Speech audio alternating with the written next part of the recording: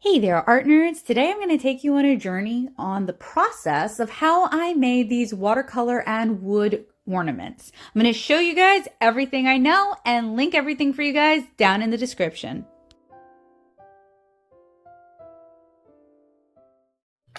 I sit before you, art nerds, with another probably stupid project. I say probably because it could also be really cool. So what I want to do is I want to take these wood cookie rounds. You can find them like almost anywhere. Walmart has them, Michael's has them. You can find them on Amazon. You can find them with the holes. You can find them without the holes. I want to take these wood cookies and attach watercolor paper to them and turn them into ornaments or small art or something you can hang, something like that. I did not invent this idea. It is not new to me, and I am going to link the sources that I'm using for this down in the description below for you guys in case you want to follow along. I am not the definitive source. I have never done this. I have painted on watercolor paper before, but I have never affixed watercolor paper to wood before. So I want to start with the wood rounds that don't have a hole in them, because that means I don't have to worry about punching a hole in my watercolor round. And I am starting with a block of cold pressed watercolor paper. I have a bone folder to remove my watercolor paper from the block, and I have a large 3-inch circle press. I use this for this is used for those granulation tests that I do, but honestly it is pretty much, now not all these wood cookies are consistent, some are bigger than others, but it's about the right size for wood cookies. Now I know I have a giant box of wood cookies that I bought from Arteza a while back.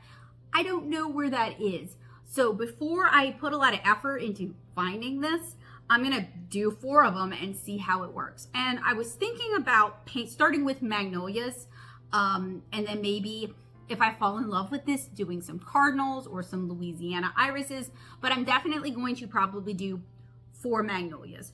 And my goal for the cookies that don't have a hole in the back is to glue a ribbon loop around them, maybe using a velvet ribbon, something very Christmassy and pretty, and maybe hot glue a little bit of foliage on top of it. So I have a craft show coming up. I may have these at that craft show, but even if I don't, I may just put them on my own tree, because I replaced my white Christmas tree for the 3rd time with another white Christmas tree. And last year, it just looked so cute with all the art that I'd made, all the paper children, all the different projects I'd put up on it. So why not continue to decorate it with little pieces of art? So hopefully we will learn how to glue watercolor paper to wood rounds, and hopefully we'll make something that's really pretty and that brings joy, if not to other people, at least to me and to you guys. So I did look up how to glue watercolor rounds to the wood. I was thinking like PVC glue or bookbinding glue, but what was recommended the most was actually like an acrylic gloss. And it turns out that Mod Podge, the gloss type, is the kind that is recommended to glue. And what I like about Mod Podge is it's actually pretty safe, it's pretty non-toxic, and it can be used for a variety of projects. I didn't realize that when Mod Podge glues fully, that it's an acrylic, so it's actually waterproof, which means I may paint my boots with this Mod Podge rather than the spray Mod Podge that I bought for the boots, because my concern about that is spray things have a propellant, usually ethanol, alcohol, that kind of thing based, and that can melt acrylic. This is water-based, so it's actually not going to melt it. It would hopefully seal it. But as we're doing more arts and crafts sort of things, both around the house and, here on the channel, I thought having something like this, which is a good workhorse all-rounder, is not a bad idea. So in the past, my spouse has accused me of making projects for YouTube. And that was true in the past, but now I just kind of make things that I want to make that I think sound fun, and I share them with you guys, whether you want to see them or not. And this is just such a project. I've been meaning to do this project with these wood cookies for like 3 years. And as we're cleaning out the craft room, I'm finding a lot of this stuff, and I'm like, oh yeah, I wanted to do that. And it's time to start just doing some of these projects. I started a new anxiety medication and it's working. Can you tell how freeing life is when you're not living with crippling anxiety, afraid you're gonna ruin wood cookies? So what I wanna do is I'm going to cut some additional watercolor paper rounds, and we're just gonna glue them and give them 24 hours to dry, because overnight drying just always seems to be the magic number, unless I'm gluing foam, and then it's like no amount of drying seems to be enough for foam. Since I'm working with pre-cut wood slices of a certain size, I decided to use my watercolor punch to make things just a little bit easier. I believe this is a 3-inch circle punch. I've had it for a while. I'm going to use Mod Podge to glue the watercolor paper to the cookies, and I found that applying it to the wood rather than to the paper works better. Also, I have since learned that some of the cheaper wood cookies sold on Amazon do not work nearly as well as the Walmart and Artist Loft and Plaid wood cookies. So basically, I found the wood cookies that have like the really nice textured like birch bark, those are going to work better. And the ones that have the softer bark are not going to work as well.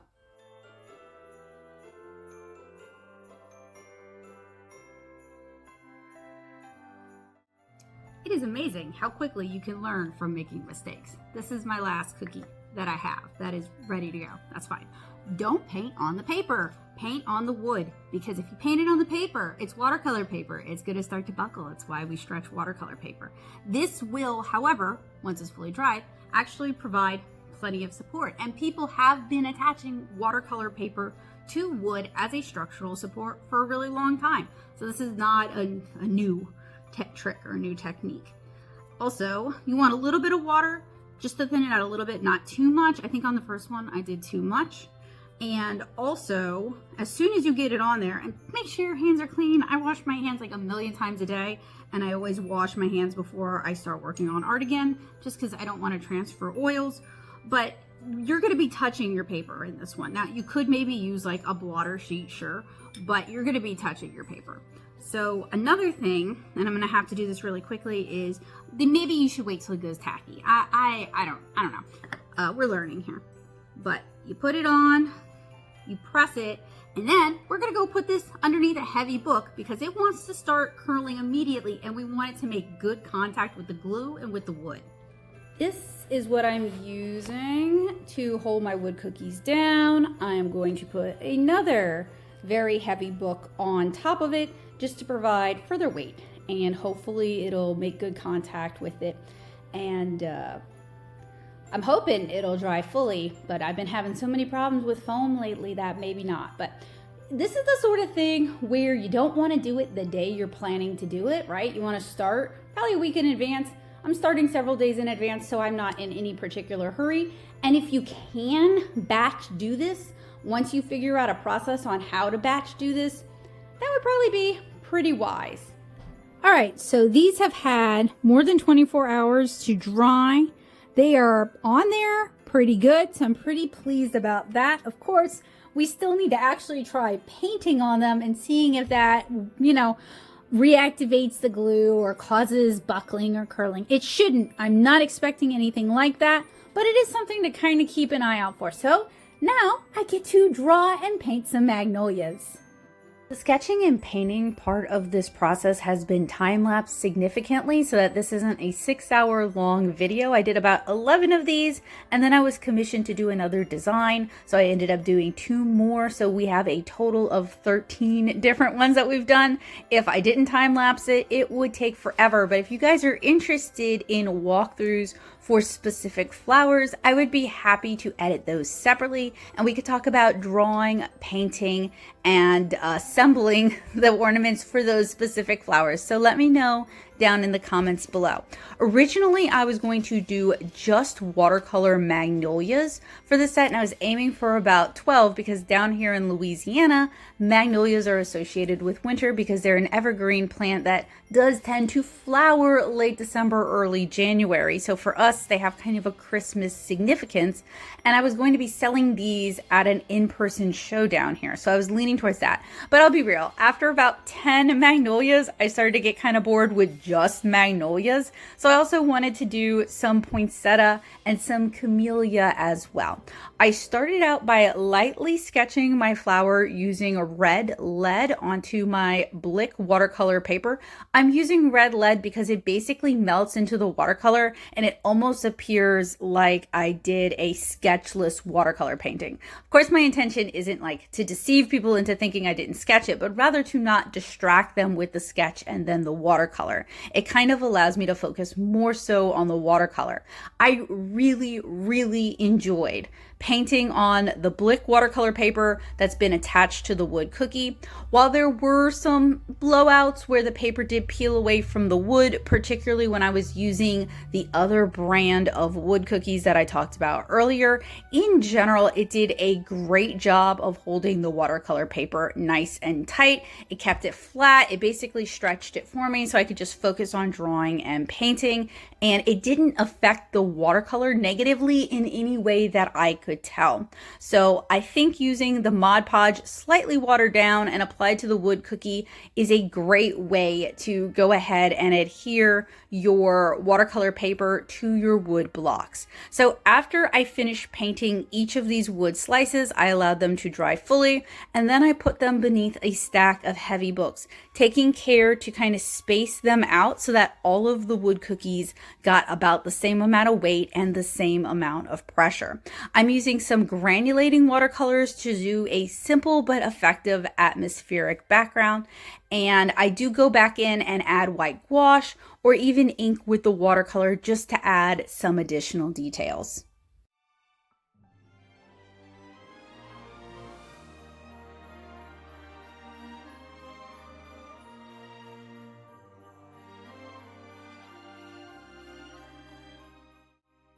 I have finished painting a magnolia on this. This is the only area where it seems to have peeled away, and honestly that might have been an area where I just didn't get it all the way to the edge. Maybe that's where my finger was when I was adding the glue, but it held on pretty well and it kept it nice and tight. So what I am going to do is I am going to end up gluing a ribbon loop to the back, but I am pretty happy with how this one came out, and I look forward to seeing how my other magnolia ornaments turn out as well.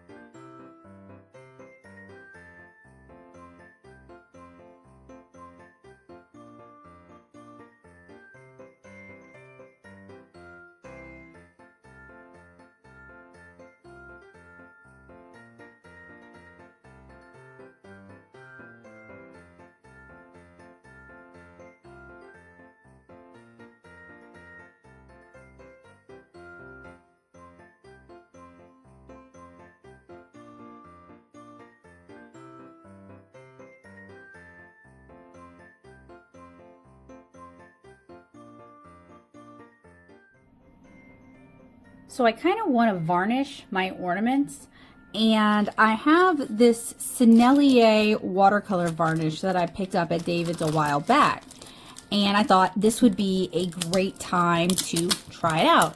So this is a resin-based watercolor varnish with some gloss to it.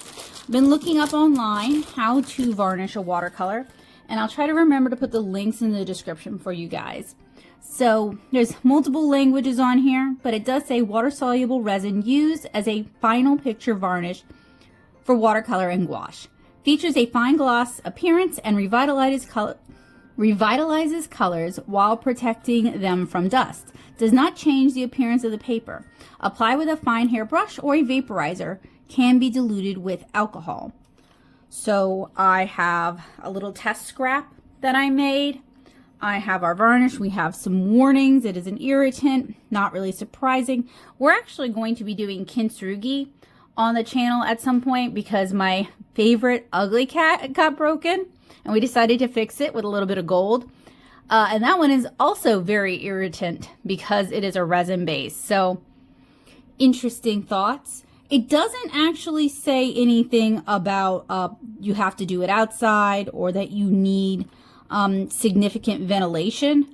I am going to assume though that you probably will benefit from those things. Since this resin is an irritant, I have some nitrile gloves I'm going to wear. I also am using a synthetic brush, and I have a small glass ramekin that I'm going to pour a little of this out into and then dispose of that once I've finished using it, rather than risking polluting the entire bottle. I'm also going to do this in time lapse because I don't want to be talking and inhaling and leaning over. That just seems like bad news.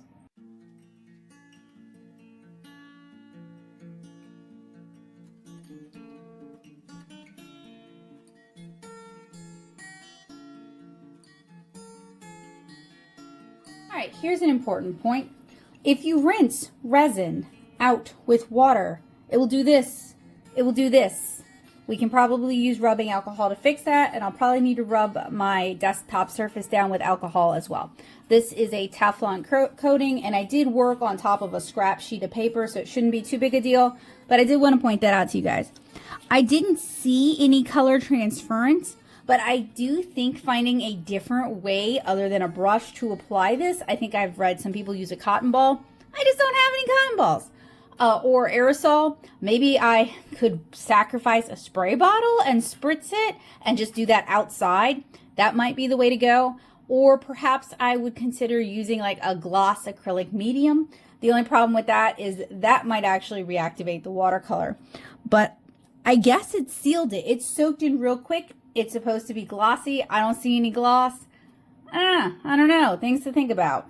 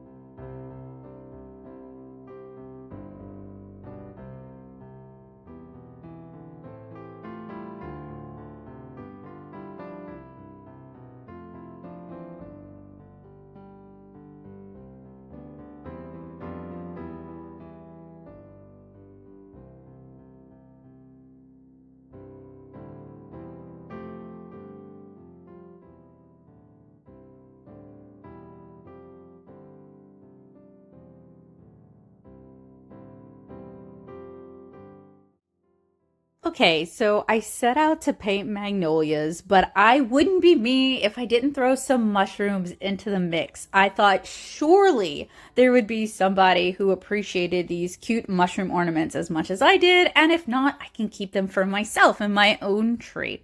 So these are a little bit different. I did 2 of these. I may do more of them for my own tree, and rather than doing like the super granulating mossy background, I went with a super granulating sky background with moss at the bottom. I think these turned out super cute as somebody who really likes mushrooms and thinks they're adorable. These were really fun to paint and I love how they turned out. And while they will be in the Natto shop, I may just decide to keep them for myself.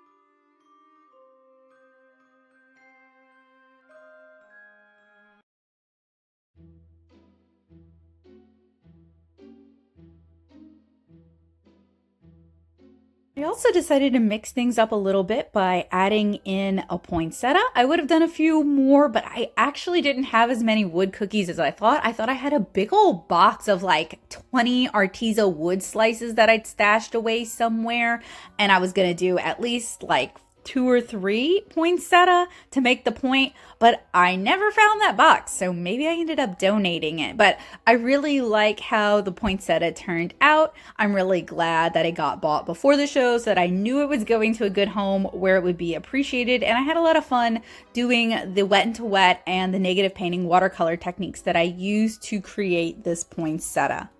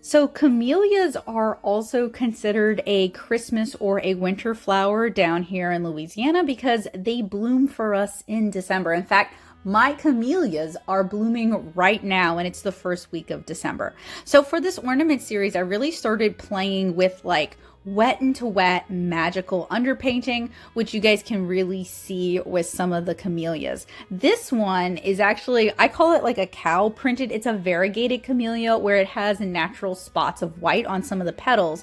And while working from reference, I really wanted to make sure I studied and I captured that, and I was able to replicate that effect. And I love how this camellia turned out. I would have liked to have kept it for myself, but it sold at Fall Fest, and honestly, better that it go to a home where it can be put up and appreciated than it just stay with me. The whole point of making art, especially when you're making art to sell, is so that other people can have some of your art, something beautiful up in their home. And that's kind of like the relationship you form as an artist, is you make these things to bring joy to other people's lives. And if I kept every piece of art that I love and that brought joy to me, then I really wouldn't be fulfilling that mission. So this is one where I loved painting it. I loved how it turned out. It went to a good home, and if I ever regret it, I should just paint another one, and then I can get some extra practice in.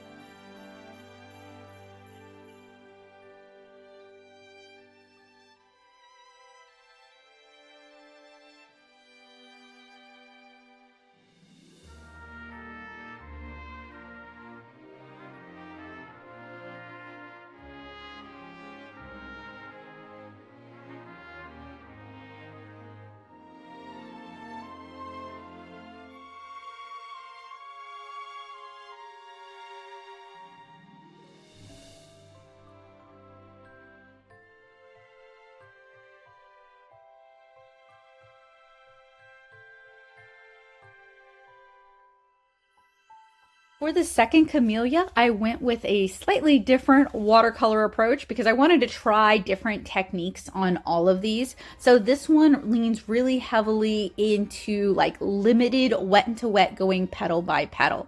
If you guys are interested in a walkthrough on how I painted any of these flowers, let me know down in the comments. Reach out to me via Patreon or reach out to me via the paint box. I would be happy to do standalone tutorials where I kind of walk you through the individual process.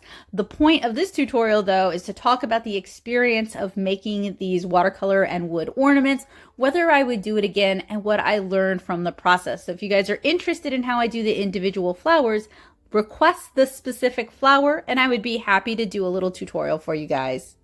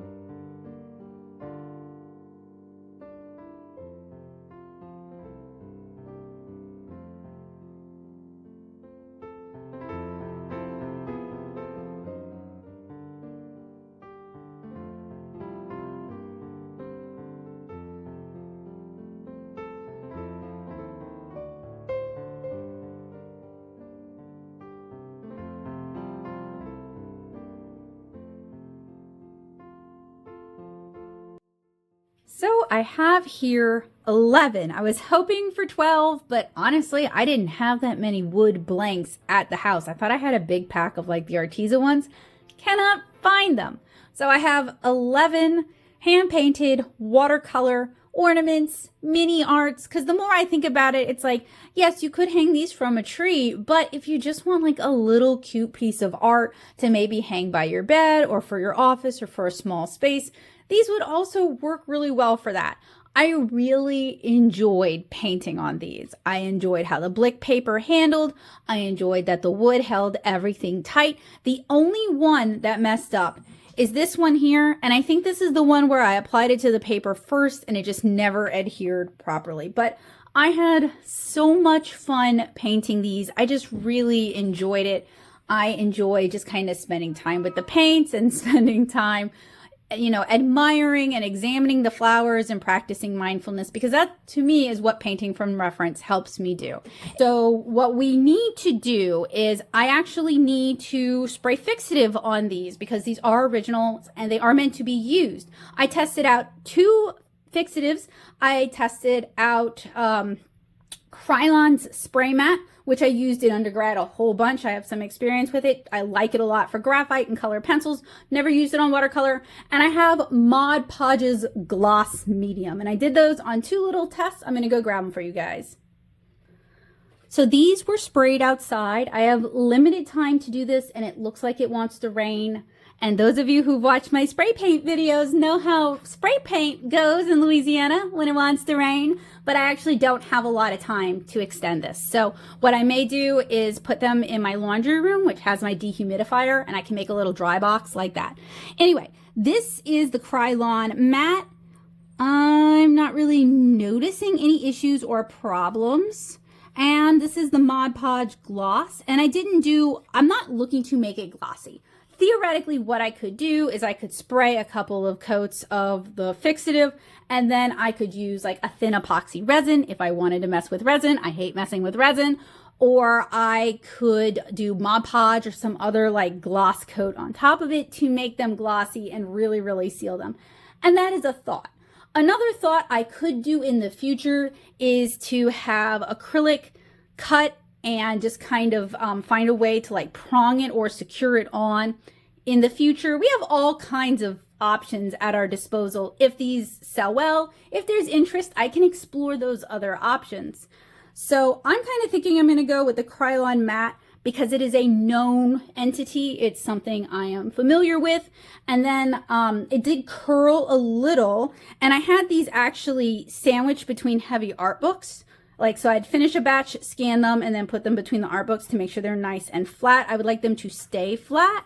Now I have some errands that I have to run today, so I can't babysit these, but I might be able to get Joseph to babysit them for me. So what I was thinking about doing is spraying them, putting them in the dehumidification room just to dry out. And then before I leave to run my errands, going and putting them back in between books so that this evening when I'm ready to attach ribbon and turn them into ornaments, they'll be nice and flat. Now, another downside is this show is outside and I cannot control the weather and they cannot control the weather. So it is supposed to rain at points this weekend, which as a paper artist just absolutely delights my little soul and is a reminder that, hey y'all, I have an online shop at natosoup.com/shop. The ones of these that don't sell, and if it is rainy and super wet, I may not even put these out. I might not even risk it. After the show, these will be up in the Natto shop. If there's a design that you like say you like the mushrooms and you want to order 8 of the mushrooms, contact me. We can work things out. If you want a bunch of poinsettias, if you want a bunch of camellias, a bunch of magnolias, like, I am an artist who does work by commission. I don't always advertise that because I'm not willing to work myself to death for commissions the way I used to, but I am open to taking commissions, especially commissions like this or the You as a Lilliputian portraits. Speaking of Christmas presents, if you're on the market for unique Christmas presents, I hope you guys will check those out as well. But anyway, I need to go spray these and just like get going on them.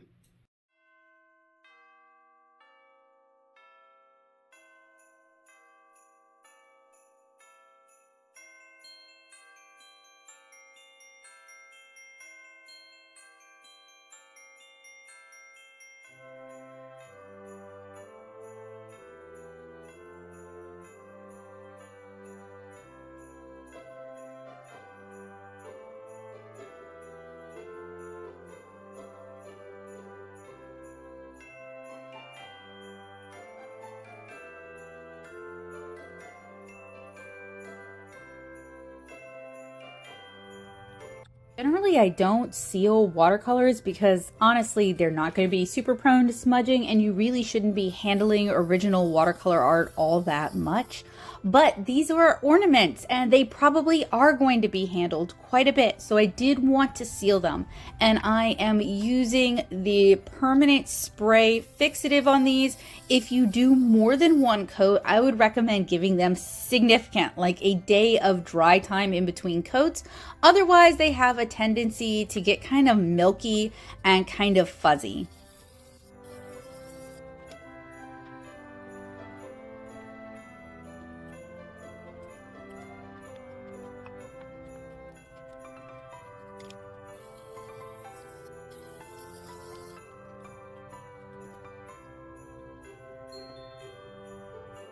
So once I added the spray fixative and while they're drying, I wanted to kind of create a background, I guess, a ribbon or a banner for these ornaments. So I am using some leftover lace that I bought years ago for another project, and I happen to have just enough to do like 15 ornaments. So it worked out perfect, as well as some ribbon that I had from, you guessed it, another project, some Aleene's tacky glue, and I'm also hand sewing these. Now, this is a lot more labor than I would normally put in something that I sold at the $25 price point that I ended up selling these at.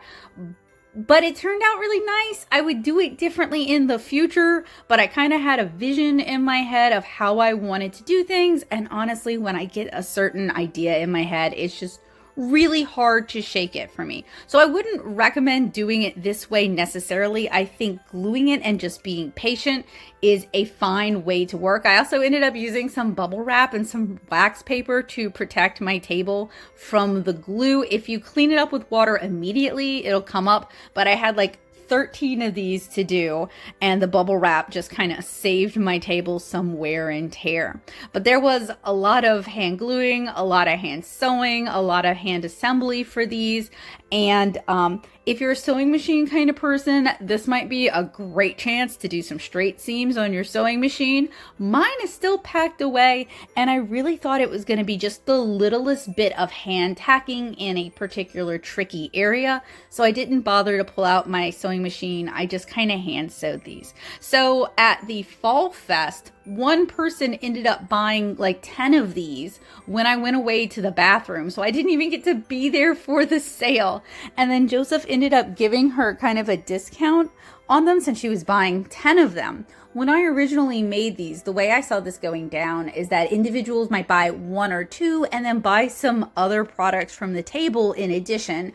I didn't expect somebody to clean out my whole stock. I mean, that's a happy problem to have, but honestly, I would have priced them a little bit higher because the way I priced them was kind of like I thought they would buy like an ornament and some Christmas cards, which sadly had not come in from the printer in time for me to sell them at that show, as well as maybe some prints or like 7-inch Cara as a gift. Like I had this whole scenario in my head, and much like with regular life, things never quite go the way you see them going in your head. So the part that's off camera, that's me hand tacking all of these little banners. I'd glued a piece of ribbon at the top because originally I thought that was going to be like the hanging point, and I needed it to be just a little bit more structurally secure. Also, this lace is kind of prone to fraying, and it needed to be attached to something that was a little sturdier. Now, you could use fray check for this. You could use a lighter grosgrain ribbon for this. You could use stitch witchery or the interfacing for this. Like, you don't have to use a ribbon. I was using what I had, and I wasn't looking to go buy more things for this project. So you guys can see what I mean when I said I use heavy books to help flatten things out. And I sandwiched my ribbon banners in between wax paper so that the glue wouldn't damage the books. I broke my scissors on this, so I ended up getting my super expensive Kai scissors since I purchased these just to cut fabric. And hey, look y'all, this is fabric, so this is the intended purpose, and they cut like a dream. I also cut out like these little felt chevrons to glue to the bottom of these ribbons so that they wouldn't fray, and to add a little extra weight and a little extra structural support. This is what I mean when I said a lot of hand sewing and a lot of hand work went into these. And in the future, when I make these kind of ornaments, I'm either going to leave them without any ribbon, like the mushroom designs don't have any ribbon, or I'm gonna go with a more simplified process. This definitely is very cute, very granny, very cottagecore, but it is very labor intensive and probably not worth all the effort I put into these for what I was charging them. So you guys can see me gluing the little chevrons to the bottom just to stop them from fraying and to add a little bit of weight and to give them a little bit of support.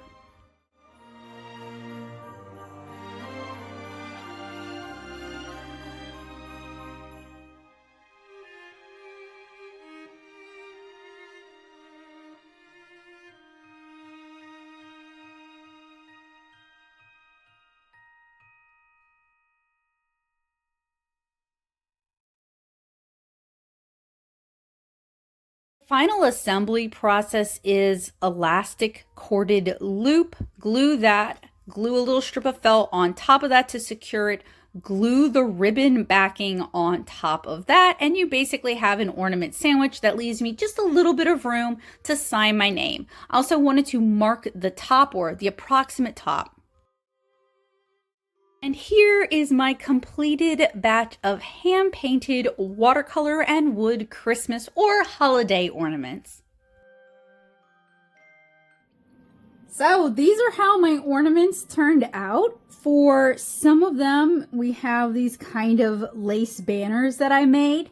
This was a lot of work, and while it's cute, I don't think I'm going to go in this route in the future. These don't have them, and I think they are maybe even cuter, especially for the mushrooms. They kind of lend to that woodsy feel. I secured everything down with a little bit of felt in addition to gluing it down.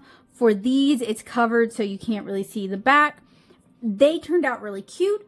I actually really enjoyed painting on the wood mounted watercolor paper. The Blick paper was a joy to paint on, very easygoing. I could definitely do what I wanted to do with it. Had a lot of fun with it. And then the wood, especially once I figured out how to get it nice and secured onto the wood slices, it just did a great job of holding it stretched. I really didn't have any buckling problems. So this is something that I am going to be doing again. I definitely would do again, and I'd like to try doing it in a larger format. I think that would be really cool. So I'm really glad I tried this out. I really enjoyed it. The only downside, I would say, there might be two. It kind of depends.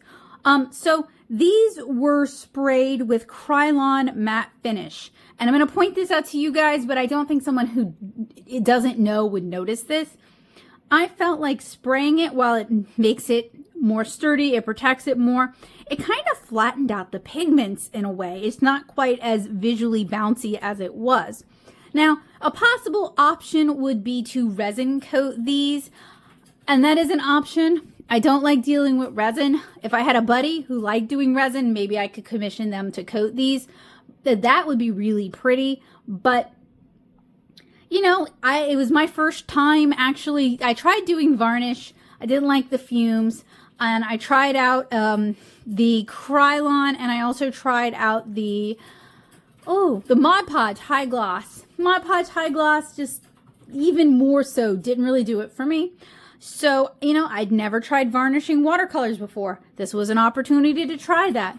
I've learned a lot from this project. I really enjoyed it. I really enjoyed making these, and I plan on making more and offering them in the Netto shop. The delightful thing is you can have some that seem or feel more Christmas and would go well on a tree, but then you have ones like this where, yeah, it could go on a tree, or it could just be a sunny little piece of art to hang in an unexpected corner, to put in your office, to hang in your locker, to hang in your car, to bring a little bit of joy to your day and a little bit of art.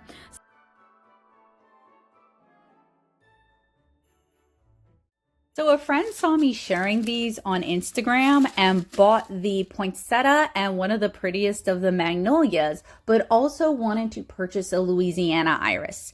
And of course, I wanted to paint a Louisiana iris. It's my favorite flower. So I wasn't quite sure how I wanted to handle the iris, whether I wanted it to be floating like I did with the magnolias, or if I wanted it to be more placed like I did with the mushrooms. So what I ended up doing is I tried one out, and this is actually on the different brand of wood cookies. This is the brand that throws a lot of problems. This is one of the Chinese brands you can get on Amazon. I didn't realize it was going to be a completely different wood and a completely different product. This is the one that threw more problems with the watercolor paper, having a really hard time adhering to the wood, even though I used the exact same process that I used before. So I decided to start out by doing just kind of a floating front-facing Louisiana iris. And I didn't really like how it turned out and how it was floating. I mean, I thought the iris itself was pretty, but I felt like the concept ended up looking kind of spooky and disjointed as I painted. So I decided that I wanted to give it another shot.